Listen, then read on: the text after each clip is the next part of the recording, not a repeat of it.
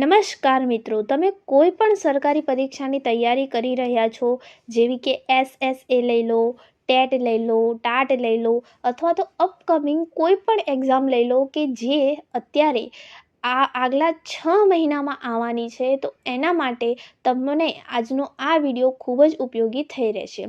આની અંદર આપણે છેલ્લા 3 મહિનાના જે અગત્યના કરંટ અફેર્સ છે એ તમામ લીધેલા છે અને પ્રયત્ન કર્યો છે કે આ વિડીયો બને એટલો તમારા માટે ઉપયોગી થઈ શકે.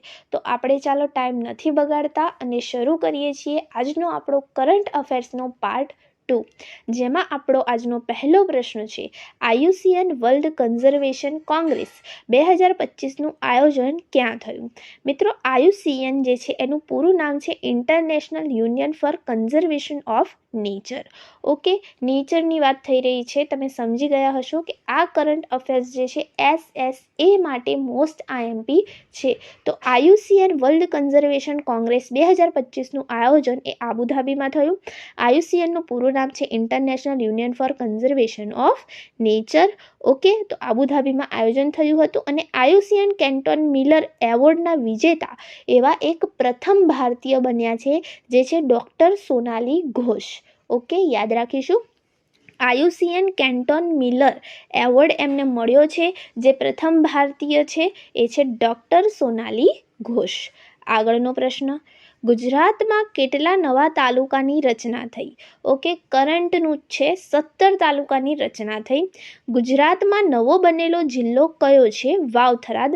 મત્સ્ય અધિકારીની પરીક્ષામાં પૂછાઈ ગયેલો પ્રશ્ન છે. ગુજરાતમાં નવો બનેલો જિલ્લો કયો છે? વાવ-થરાદ.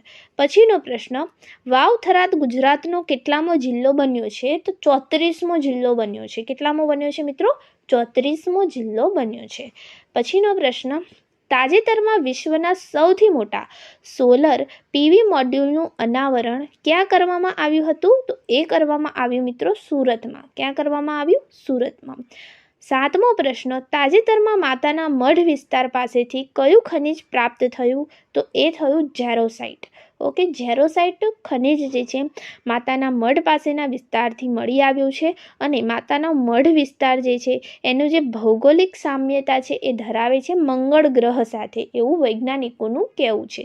તો 8મો આપણો પ્રશ્ન એ જ છે કે માતાનો મઢ વિસ્તાર કયા ગ્રહ સાથે ભૌગોલિક સામ્યતા ધરાવે છે? તો મંગળ ગ્રહ સાથે. અને ત્યાં મિત્રો એવું નથી કે ઝેરોસાઇટ એકલું પ્રાપ્ત થયું, અન્ય ખનિજો પણ પ્રાપ્ત થયા છે, પણ સૌથી વધારે પ્રમાણમાં ઝેરોસાઇટ મળ્યું છે. પછીનો પ્રશ્ન જોઈએ, તાજેતરમાં ગુજરાતનો પ્રથમ અંડરગ્રાઉન્ડ માઇનિંગ કોપર પ્રોજેક્ટ ક્યાં શરૂ કરવામાં આવ્યો છે? આ આપણા માટે અગત્યનું છે. પ્રથમ માઇનિંગ પ્રોજેક્ટ છે. ઓકે, ક્યાંનો? ગુજરાતનો અંડરગ્રાઉન્ડ માઇનિંગ પ્રોજેક્ટ છે જે અંબાજી ખાતે શરૂ કરવામાં આવ્યો છે. 10મો પ્રશ્ન જોઈએ, RPREX એનું ફૂલ ફોર્મ છે regional level pollution response exercise 2025 ક્યાં યોજાયું હતું? ઓકે, ફરીથી regional level pollution response exercise. Okay, SSA માટે આઈએમપી કહી શકો કે પોલ્યુશનને લગતો કરંટ અફેર્સ છે. તો એ યોજાયું સુરતના હજીરા બંદર ખાતે. Okay, regional level pollution response exercise એ યોજાયું સુરતના હજીરા બંદર ખાતે. પછીનો પ્રશ્ન, આપણે એનું એક થોડું નાનકડું એવું ડિટેલ્સ લીધી છે કે જે RPREX છે એ છે શું? તો આ જે કવાયત છે એનો મુખ્ય હેતુ દરિયાકાંઠાના વિસ્તારમાં તેલનું જે ચૂવણ અથવા તો તેનો છલકાવ છે એને અટકાવવા માટે ગુજરાતના જે મેરીટાઈમ બોર્ડ છે, Adani ports limited, can oil and gas જે છે, શેલ એનર્જી ઇન્ડિયા જે વગેરે જેવા ભાગીદારોએ એક સાથે લાવીને ઇકોસિસ્ટમનું રક્ષણ કરવાનું છે. ઓકે, આનો મુખ્ય હેતુ એ છે. ચાલો પછીનો આપણે પ્રશ્ન જોઈએ, તાજેતરમાં 17 સપ્ટેમ્બરના રોજ કયા દેશની પ્રથમ ગ્રીન વ્હીકલ પોલિસીનું લોન્ચિંગ કરવામાં આવ્યું? તો આ કરવામાં આવ્યું સુરત ખાતે. ઓકે, અહીંયા ક્યાં દેશની પ્રથમ ગ્રીન વ્હીકલ પોલિસીનું લોન્ચિંગ કરવામાં આવ્યું? તો એ કરવામાં આવ્યું સુરત ખાતે. ઓકે, પછીનો પ્રશ્ન, ગ્રીન વ્હીકલ પોલિસીનો ઉદ્દેશ 2030 સુધીમાં સુરતના તમામ વાહનોમાંથી કેટલા ટકા વાહનો ઇલેક્ટ્રિક પાવર પર ચલાવવાનો છે? તો એનો જે હેતુ છે, ઉદ્દેશ છે એ 50% જે છે વાહનો ઇલેક્ટ્રિક પાવર પર ચલાવવાનો છે. પછીનો પ્રશ્ન, તાજેતરમાં પ્રથમ ગ્રીન વ્હીકલ પોલિસી અંતર્ગત MSMC ગ્રીન વાહન માલિકો માટે શું લોન્ચ કરશે? તો સુરત મની કાર્ડ લોન્ચ કરશે. ઓકે, જે SMC છે એ ગ્રીન વાહન માટે શું લોન્ચ કરવાની છે? સુરત મની કાર્ડ લોન્ચ કરશે. ઓકે, તાજેતરમાં ભારતના કયા ભાગમાં એક દુર્લભ લાલ રંગની ડ્રેગન ફ્લાય જોવા મળી હતી? તો એ જોવા મળી મુન્નાર, કેરળ ખાતે. ક્યાં જોવા મળી મિત્રો? મુન્નારમાં, કેરળ ખાતે. અહીં તમને ચિત્ર પણ આપ્યું છે. એક લાલ રંગની દુર્લભ જે ડ્રેગન ફ્લાય જોવા મળી મુન્નાર, કેરળ ખાતે. પછીનો 15મો પ્રશ્ન છે, તાજેતરમાં નરસિંહ મહેતા એવોર્ડ કઈ જગ્યાએ યોજવામાં આવ્યો હતો? તો મિત્રો આ જે નરસિંહ મહેતા એવોર્ડ છે એ યોજવામાં આવ્યો હતો ગોપનાથ, ભાવનગર ખાતે. 16મો છે કે તાજેતરના વર્ષમાં 2025માં નરસિંહ મહેતા એવોર્ડ જે છે એ કોને આપવામાં આવ્યો? તો એ આપવામાં આવ્યો હર્ષ બ્રહ્મભટ્ટને. બાજુમાં એમનો ફોટો પણ છે. આ હર્ષ બ્રહ્મભટ્ટને આ નરસિંહ મહેતા એવોર્ડ 2025નો મળ્યો છે. જે હર્ષ બ્રહ્મભટ્ટ છે એમનું જન્મસ્થળ મહેસાણા, ગુજરાત છે. પછીનો પ્રશ્ન, તાજેતરમાં મુખ્યમંત્રી ભૂપેન્દ્ર પટેલ દ્વારા નિર્મળ ગુજરાત એવોર્ડ કયા સ્થળે અર્પણ કરવામાં આવ્યા હતા? તો આજે નિર્મળ ગુજરાત એવોર્ડ છે એ મહાત્મા મંદિર, ગાંધીનગર ખાતે જે છે અર્પણ કરવામાં આવ્યા હતા. 19મું, તાજેતરમાં પ્રધાનમંત્રીએ કયા કાર્યક્રમમાં ભાવનગર ખાતે હાજરી આપી હતી? તો સમુદ્ર સે સમૃદ્ધિ. આ કાર્યક્રમમાં જે છે પ્રધાનમંત્રીએ હાજરી આપી હતી. કયો કાર્યક્રમ મિત્રો? સમુદ્ર સે સમૃદ્ધિ. 20મો પ્રશ્ન છે, તાજેતરમાં કોણ ભારતના 15મા ઉપરાષ્ટ્રપતિ તરીકે ચૂંટાયા છે? તો એ છે CP રાધાકૃષ્ણન. કોણ છે મિત્રો? CP રાધાકૃષ્ણન. પછીનો પ્રશ્ન, તાજેતરમાં સેમિકોન ઇન્ડિયા 2025નું આયોજન ક્યાં કરવામાં આવ્યું હતું? આ કરવામાં આવ્યું મિત્રો નવી દિલ્હીમાં, યશોભૂમિ ખાતે. ક્યાં કરવામાં આવ્યું? નવી દિલ્હીમાં, યશોભૂમિ ખાતે. પછીનો 22મો પ્રશ્ન છે, તાજેતરમાં INS અરાવલ્લી કયા કમિશન કરવામાં આવ્યું હતું? ઓકે, જે આ INS અરાવલ્લી છે એ કમિશન ક્યાં કરવામાં આવ્યું હતું? તો ગુરુગ્રામ ખાતે કરવામાં આવ્યું હતું. 23મો પ્રશ્ન, તાજેતરમાં INS અરાવલ્લીના પહેલા કમાન્ડિંગ ઓફિસર કોણ છે? તો એ છે કેપ્ટન સચિન કુમાર સિંહ. ઓકે, 24મો પ્રશ્ન, લાન્ઝા N. ઓકે, લાન્ઝા N ને કયા ભારતીય નૌકા જહાજ પર સ્થાપિત કરાયું છે? તો એ સ્થાપિત કરાયું છે INS મૈસૂર જે જહાજ છે એની ઉપર. 25મો પ્રશ્ન, તાજેતરમાં નિર્માણ પામેલા ભારતના પ્રથમ સ્વદેશી 3 ડાયમેન્શન એર સર્વેલન્સ રડારનું નામ જણાવો. તો એ છે લાન્ઝા N. ઓકે, અને લાન્ઝા N ને સ્થાપિત કરાયું છે INS મૈસૂરની ઉપર. 26મો પ્રશ્ન, INS અરાવલ્લીનું સૂત્ર શું છે? ઓકે, એનું સૂત્ર છે સમુદ્રિક સુરક્ષાયાઃ સહયોગમ. ઓકે, INS અરાવલ્લીનું સૂત્ર શું છે? સમુદ્રિક સુરક્ષાયાઃ સહયોગમ. પછીનો પ્રશ્ન, 27મો પ્રશ્ન છે, છત્તીસગઢના કયા જિલ્લાને ભારતનો પ્રથમ બાળ લગ્ન મુક્ત જિલ્લો જાહેર કરવામાં આવ્યો છે? આ જિલ્લો છે બાલોદ જિલ્લો. 28મો પ્રશ્ન છે, સપ્ટેમ્બર 2025માં ભારતીય સેના દ્વારા કયા રાજ્યમાં ડ્રોન કવચ કવાયત હાથ ધરવામાં આવી હતી? તો મિત્રો આ રાજ્ય છે અરુણાચલ પ્રદેશ. ત્યાં ભારતીય સેના દ્વારા ડ્રોન કવચ કવાયત હાથ ધરવામાં આવી હતી. 29મો પ્રશ્ન, ભારતના કયા રાજ્યના પ્રવાસન વિભાગે ગ્લોબલ ટુરિઝમ એવોર્ડ 2025 જીત્યો? તો આ છે આંધ્રપ્રદેશ. ઓકે, ભારતના આ રાજ્યએ ગ્લોબલ ટુરિઝમ એવોર્ડ જીત્યો છે આંધ્રપ્રદેશે. પછીનો પ્રશ્ન, દક્ષિણ કોરિયાના ગ્વાંગઝુમાં 2025 વર્લ્ડ પેરા આર્ચરી ચેમ્પિયનશિપમાં મહિલા કમ્પાઉન્ડ ઓપન કેટેગરીમાં કોણે ગોલ્ડ મેડલ જીત્યો? તો એ છે શીતલ દેવી. પછીનો પ્રશ્ન, કેન્દ્રીય મંત્રી ડૉક્ટર મનસુખ માંડવિયા દ્વારા શરૂ કરાયેલ માય ભારત મોબાઈલ એપ મુખ્યત્વે કયા હેતુ માટે છે? તો આજે માય ભારત મોબાઈલ એપ છે એ યુવા સશક્તિકરણ માટે છે, એટલે કે ફોર યુથ એમ્પાવરમેન્ટ.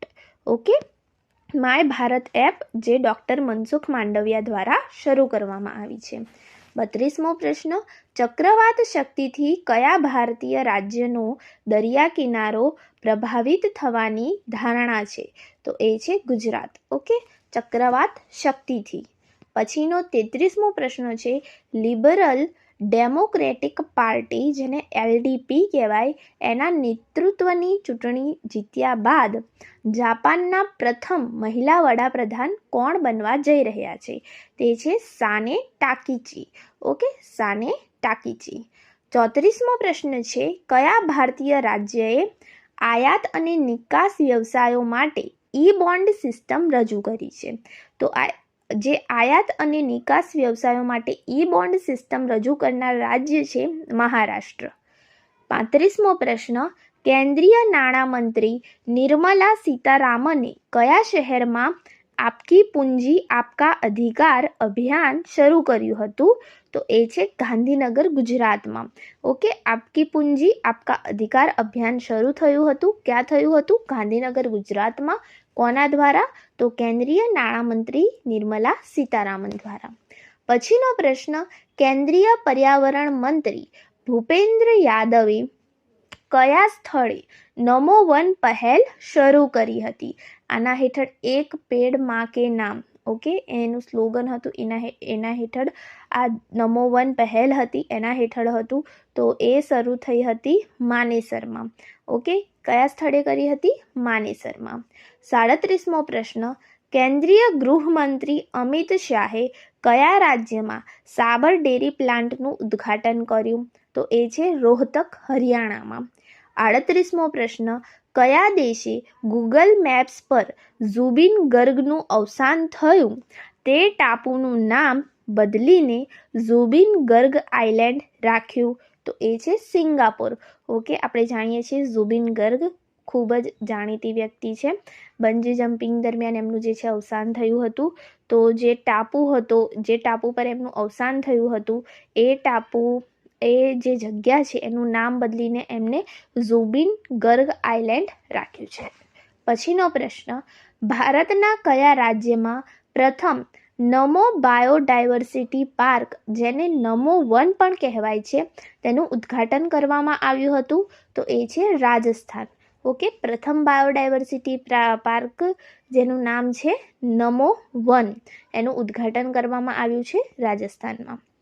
40મો પ્રશ્ન, ભારતમાં કયું રાજ્ય મદરેસા બોર્ડ નાબૂદ કરનારું પ્રથમ રાજ્ય બન્યું છે?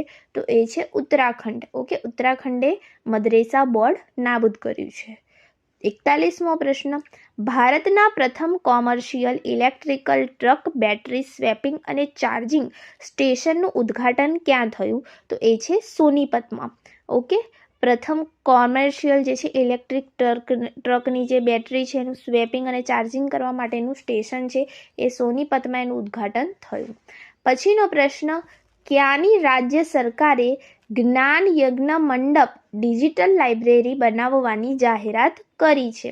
તો એ છે ઓડિશા. ઓકે, જ્ઞાન યજ્ઞ મંડપ જે ડિજિટલ લાઇબ્રેરી છે એ બનાવવાની જાહેરાત કરી છે ઓડિશાની રાજ્ય સરકારે. 43મો પ્રશ્ન, સમુદ્ર સંરક્ષણને પ્રોત્સાહન આપવા માટે કયા દેશે વિશ્વનો પ્રથમ લાઈવ પાણીની અંદર ઇન્ટરવ્યૂનું આયોજન કર્યું? તો એ છે પલાવ. ઓકે, તો સમુદ્ર સંરક્ષણને પ્રોત્સાહન આપવા માટે જે છે આ પલાવ દેશની અંદર વિશ્વમાં પ્રથમ વખત લાઈવ પાણીની અંદર ઇન્ટરવ્યૂનું આયોજન કરવામાં આવ્યું હતું. 44મો પ્રશ્ન છે, 2025માં ભારતનો પ્રથમ જે મિસિસ યુનિવર્સનો તાજ છે એ જીતીને કોણે ઇતિહાસ રચ્યો છે? ખૂબ જ ચર્ચામાં રહ્યા છે શેરી સિંહ. એમને પ્રથમ જે છે મિસિસ યુનિવર્સનો તાજ જીત્યો છે ભારતની અંદર 2025માં જ. પછીનો જોઈએ પ્રશ્ન 45મો, સમાજના તમામ ક્ષેત્રોમાં બાળ સુરક્ષા સુનિશ્ચિત કરવા માટે કયા દેશે તેની પ્રથમ રાષ્ટ્રીય બાળ સુરક્ષા નીતિ શરૂ કરી છે? જો તમે ટેટ 1 જેવી પરીક્ષાઓની તૈયારી કરી રહ્યા છો જે તાજેતરમાં આવવાની છે તો આ બધા જે પ્રશ્નો છે જે બાળકોને લગતા છે, શિક્ષણને લગતા છે, એના ઉપર તમારે વધારે ફોકસ કરવાનું રહેશે. તો એ ફિજી જે છે, ફિજી દેશ એને પ્રથમ વખત કહી શકાય કે રાષ્ટ્રીય બાળ સુરક્ષા નીતિ એમની જે છે એ શરૂ કરી છે સમાજના તમામ ક્ષેત્રોમાં બાળ સુરક્ષા સુનિશ્ચિત કરવા માટે ફિજી દેશમાં.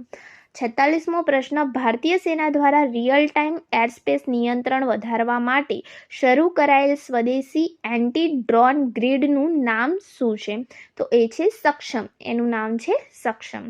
પછીનો પ્રશ્ન છે, બધા આંતરરાષ્ટ્રીય ફોર્મેટમાં 50 મેચ રમનાર પ્રથમ ભારતીય ઝડપી બોલર કોણ બન્યા?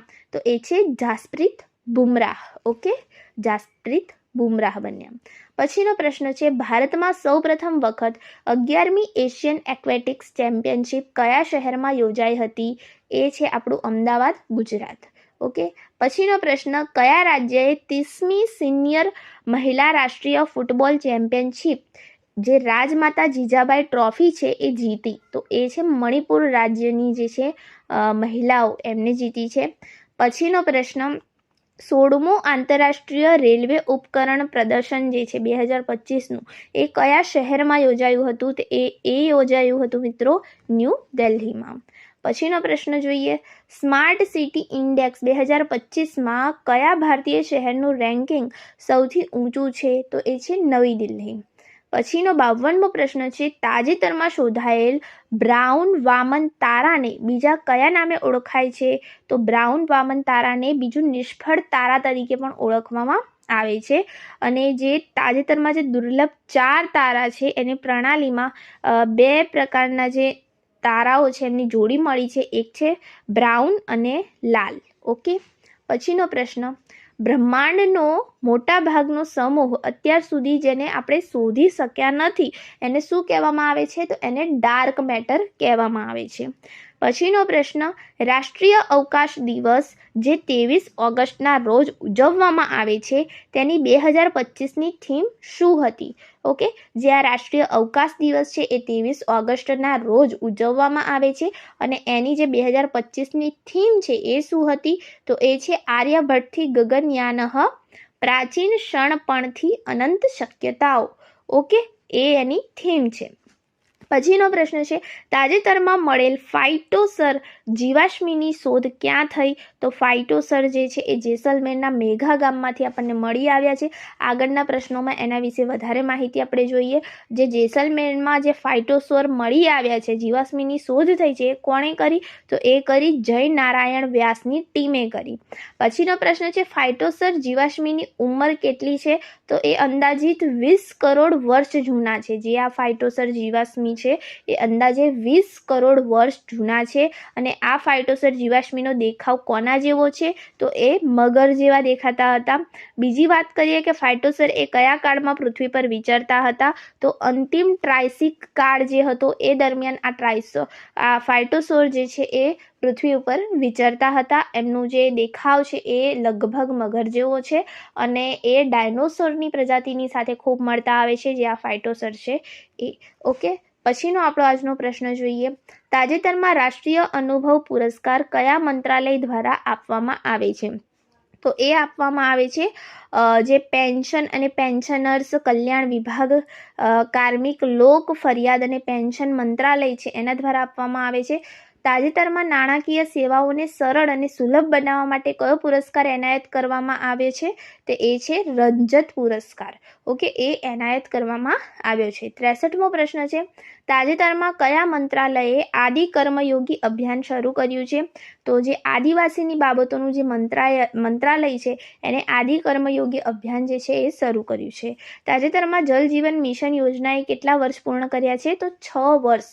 ઓકે, જલ જીવન જે મિશન યોજના છે એને 6 વર્ષ પૂર્ણ કર્યા છે. પછીનો 65મો પ્રશ્ન છે, તાજેતરમાં રણ સંવાદ 2025 છે એનું આયોજન ક્યાં કરવામાં આવ્યું? તો એ કરવામાં આવ્યું મહુ, મધ્યપ્રદેશમાં. 66મો પ્રશ્ન છે, વર્તમાન ભારતના CDS જે ચીફ ઓફ ડિફેન્સ સ્ટાફ છે એ કોણ છે? તો એ હાલમાં છે અનિલ ચૌહાણ. પછીનો પ્રશ્ન છે, વર્ષ 2025માં કેટલામાં વન મહોત્સવની ઉજવણી કરવામાં આવી? તો 76માં વન મહોત્સવની જે છે ઉજવણી કરવામાં આવી. 76માં વન મહોત્સવની જે ઉજવણી કરવામાં આવી એ નિમિત્તે કયા સાંસ્કૃતિક વનનું લોકાર્પણ કરવામાં આવ્યું? તો એ કરવામાં આવ્યું ગળતેશ્વર વનનું, જે ખેડા જિલ્લામાં આવેલું છે. ઓકે, 2 વસ્તુ યાદ રાખીશું. ગળતેશ્વર વનનું લોકાર્પણ કરવામાં આવ્યું, જે ખેડા જિલ્લામાં આવેલું છે. તો મિત્રો, અહીં આપણો વિડીયો જે છે એ પૂર્ણ થાય છે. હું આશા રાખું છું કે તમને આજના જે આ કરંટ અફેર્સ છે એ પરીક્ષામાં ખૂબ જ મદદરૂપ થઈ રહે. તો જો વિડીયો ગમ્યો હોય તો વિડીયોને લાઇક કરો, તમારા મિત્રો સાથે શેર કરો, અને અમારી જો આ ચેનલ ઉપર નવા હોય તો આ ચેનલને પ્લીઝ સબસ્ક્રાઈબ કરો. તમારું સબસ્ક્રાઈબનું અમારા માટે ઘણું મહત્ત્વ છે. અને હા, જો તમારે આની PDF જોઈતી હોય તો તમને જે છે ડિસ્ક્રિપ્શન બોક્સમાં આપણે ટેલિગ્રામ ચેનલની લિંક મળી જશે, જેની ઉપર તમને PDF પણ મળી જશે. તો જોતા રહો આવા જ અમારા video. Keep watching, keep learning.